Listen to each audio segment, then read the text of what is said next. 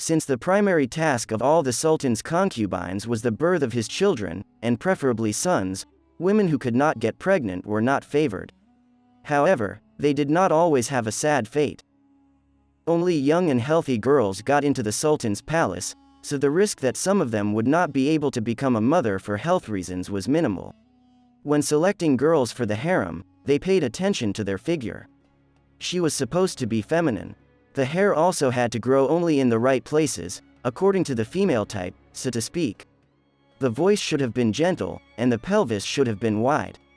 If any of these requirements were not met, then there was a risk that the concubine would be infertile. Medieval healers weeded out such. Well, modern doctors would put such women some kind of hormonal imbalance, perhaps the predominance of male hormones in the body, which again would greatly prevent the onset and gestation of pregnancy. Much more often there was a situation when the concubine was not infertile, but simply got into the sultan's chambers on unfavorable days, outside of ovulation. If you have watched The Magnificent Century, you probably remember the situation with Aishi, the concubine, shown already in the first episode of the series. She visited the sultan only once, but did not get pregnant. No luck. And if Siddiqa hadn't taken her life later, then her fate would probably have been to marry some official, since Sulam was clearly no longer interested in her. This is exactly what they did with women who did not give birth to children to the sultan and to whom he lost interest. But if the sultan liked a woman, but for some reason could not give him children, then she was not always removed from the palace or stayed there only in the service, not in the role of a concubine. The history of the Ottoman Empire knows many examples when sultans were in love with their infertile concubines. And other women could have given birth to children. Such great attention to the duties of childbearing ceased to be paid since the 19th century, when the sultans already took official wives, and often from famous Caucasian families. And they were not going to divorce them because of their childlessness.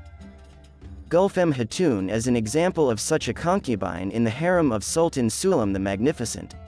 Of course, she cannot be called infertile, since she had one son.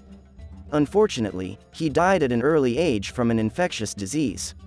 And Gulfem didn't have any more children, probably because the sultan cooled down to his concubine and switched to others. Nevertheless, until the end of her life, Gulfem was listed in the harem of the Lord. She was not married off, she was not sent to live out her life in the old palace, which means that after all she was dear to the sultan. There is even a legend that after the death of Harem, it was the elderly Gulfem who brightened up Sulam's loneliness at night, and that for one night she sold another concubine. Suleiman ordered the execution of the traitor. Another example is closer to our time. Murad V took his first wife at the age of 22. It was his one-year-old named Elaru. She was a noble Georgian, and from her youth she warmly communicated with Murad. Murad loved his wife very much, but after 2 years of their marriage, she never gave him children. Then Murad took a second wife, who did not immediately, but after a little more than a year of marriage, became pregnant and gave birth to his son. Then there were more wives.